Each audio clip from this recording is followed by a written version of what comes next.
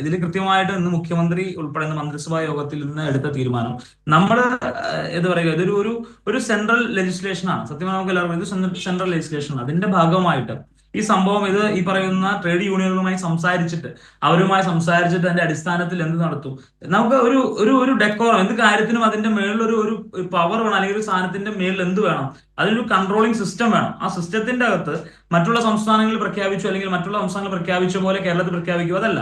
എടുത്ത നിലപാട് കൃത്യമാണ്. എടുത്ത നിലപാട് എന്താണ്? ട്രേഡ് യൂണിയനുകളുമായി സംസാരിച്ച് നമുക്ക് എല്ലാവർക്കും ഒരു സബ്സ്റ്റിറ്റ്യൂട്ട് നിയമം ഉണ്ടെങ്കിൽ ശരിയാണ്, പക്ഷെ അങ്ങനെ സബ്സ്റ്റിറ്റ്യൂട്ട് നിയമം ഇല്ലാത്തടത്ത് ട്രേഡ് യൂണിയനുമായി സംസാരിച്ചുകൊണ്ട് എന്ത് നടത്തും, അവർക്ക് കൂടെ ഫീസിബിൾ ആയിട്ടുള്ള രീതിയിൽ ഈ കാര്യങ്ങൾ നടപ്പിലാക്കുന്നതിന് വേണ്ടിയിട്ടുള്ള തീരുമാനങ്ങൾ എടുക്കും എന്നുള്ളതാണ് UDF-ന്റെയും മന്ത്രിസഭാ യോഗത്തിന്റെയും തീരുമാനം. ലാൽ, ഇപ്പോൾ കോൺഗ്രസ് പ്രതിനിധി ബേസിൽ പറഞ്ഞത്, കോൺഗ്രസ് പ്രതിനിധി പറഞ്ഞത് സർക്കാർ തീരുമാനിച്ചു, ലേബർ കോഡ് നടപ്പാക്കാൻ തീരുമാനിച്ചു, പക്ഷേ നടപ്പാക്കും എന്ന് തീരുമാനിച്ചുകൊണ്ട് തന്നെ ട്രേഡ് യൂണിയനുകളുമായി ചർച്ചയിലേക്കും മറ്റും സർക്കാർ പോകുന്നു എന്നുകൂടിയാണ് ബേസിൽ പറഞ്ഞത്. അത് അത് അത് അത് അതിൻ്റെ ശരിയായ ഒരു വഴി തെരഞ്ഞെടുക്കലായി ലാൽകുമാർ കരുതുന്നുണ്ടോ?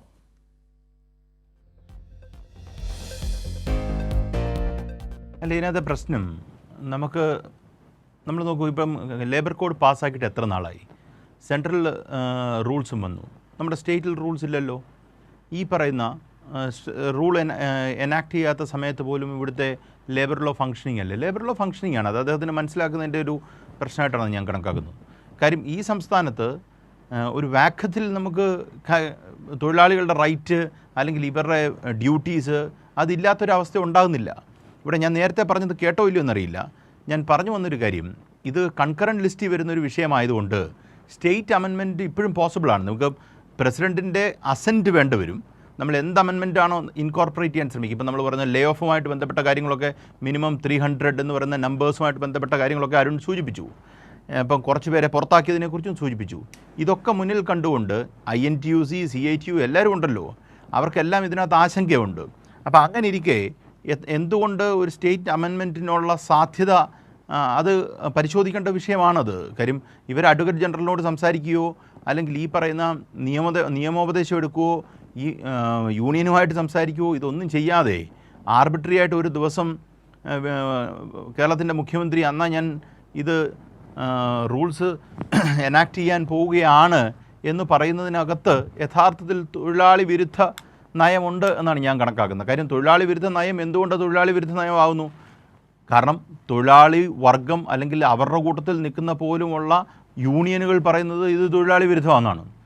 INTUC പറയുന്നത് തൊഴിലാളി വിരുദ്ധമായിട്ടുള്ള ഒരുപാട് ഇൻഗ്രീഡിയൻസ് അതിനകത്തുണ്ടെന്നാണ്. CITU പറയുന്നത് അങ്ങനെയാണ്.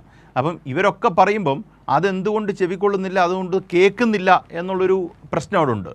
അപ്പം ചിലപ്പോൾ ഈ പറഞ്ഞല്ലേ, അതിനകത്ത് ലേബർ കോഡ് നടപ്പാക്കണമെങ്കിൽ അദ്ദേഹത്തിന് നടപ്പാക്കാം. ഇതിനകത്ത് മാറ്റിവെക്കേണ്ട ആശങ്കയുള്ള ആ ഭാഗം എങ്ങനെ പരിഹരിക്കാം, അല്ലെങ്കിൽ ഈ പറയുന്ന സ്റ്റേറ്റ് അമെൻമെൻറ്റിൻ്റെ പോസിബിലിറ്റീസിനെ കുറിച്ച് എന്തുകൊണ്ട് ചിന്തിക്കുന്നില്ല?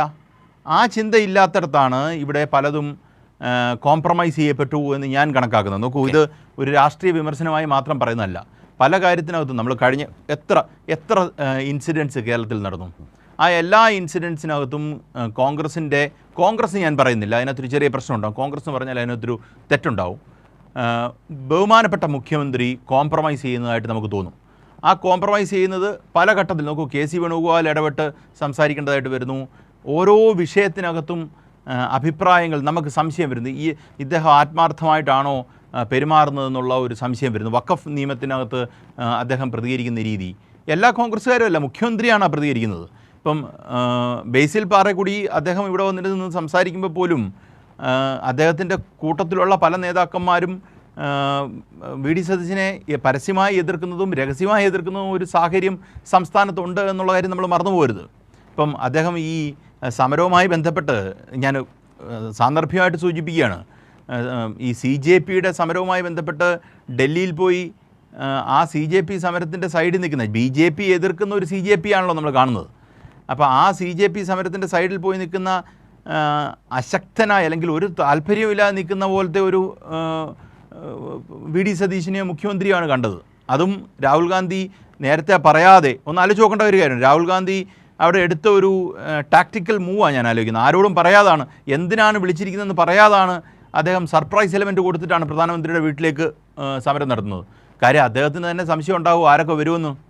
കാര്യം അല്ലെങ്കിൽ ഇങ്ങനൊരു സർപ്രൈസ് ഇപ്പം ഞാൻ ഇങ്ങനെയുള്ള പ്രൈം മിനിസ്റ്ററിൻ്റെ ഓഫീസിലേക്ക് ഒരു സ്ട്രൈക്ക് നടത്തുന്നു, ഒരു സമരം നടത്തുന്നുണ്ട് എന്ന് അദ്ദേഹത്തിന് പറഞ്ഞാൽ അദ്ദേഹത്തിൻ്റെ ഏറ്റവും ട്രസ്റ്റഡ് ലെഫ്റ്റനൻറ്റ്സൊക്കെ ആണല്ലോ ഇവരൊക്കെ. അങ്ങനെയുള്ള ആൾക്കാരോട് പറഞ്ഞാൽ എന്താണ് പ്രശ്നം? അപ്പോൾ അത് ഇവരോട് പോലും പറയാതെ അവിടെ ചെന്നൊരു സർപ്രൈസ് കൊടുത്തു എന്നുള്ളതാണ് ദേശീയ മാധ്യമങ്ങളും നിങ്ങളെപ്പോലുള്ള ആൾക്കാർ റിപ്പോർട്ട് ചെയ്യുന്നത്.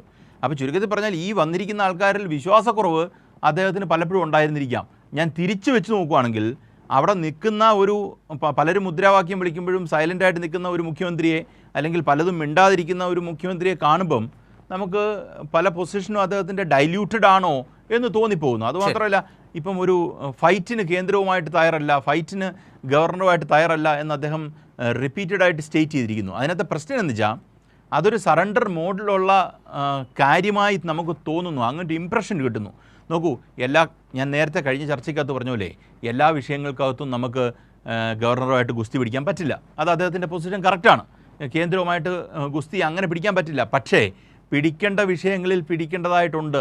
നിങ്ങളുടെ രാഷ്ട്രീയത്തിൻ്റെ ഒരു സോൾ ഉണ്ടല്ലോ, ആ സോൾ കോംപ്രമൈസ് ചെയ്തിട്ട് നിങ്ങൾക്ക് എന്താണ് നേടാനുള്ളതെന്നുള്ളൊരു ചോദ്യം വരുമ്പം അത് കോൺഗ്രസ്സുകാരോട് മറുപടി പറയേണ്ടതായിട്ടുണ്ട്, മുഖ്യമന്ത്രി ബേസിൽ പാറക്കുടിയോട് മറുപടി പറയേണ്ടതായിട്ടുണ്ട്. ആ സംശയങ്ങൾ ഇനി വരാൻ പോകുന്ന ദിവസങ്ങളിൽ വളരെ പ്രകടമാകാൻ പോവുകയാണ്. കഴിഞ്ഞ ദിവസം എനിക്ക് തോന്നുന്നു മഹിളാ കോൺഗ്രസിൻ്റെയോ ഒക്കെ ഒരു വിഷയത്തിനകത്ത് ഇദ്ദേഹത്തിൻ്റെ ഇടപെടലുമായിട്ട് പോലും വിമർശനം വന്നു എന്നാണ് ഞാൻ മനസ്സിലാക്കുന്നത്.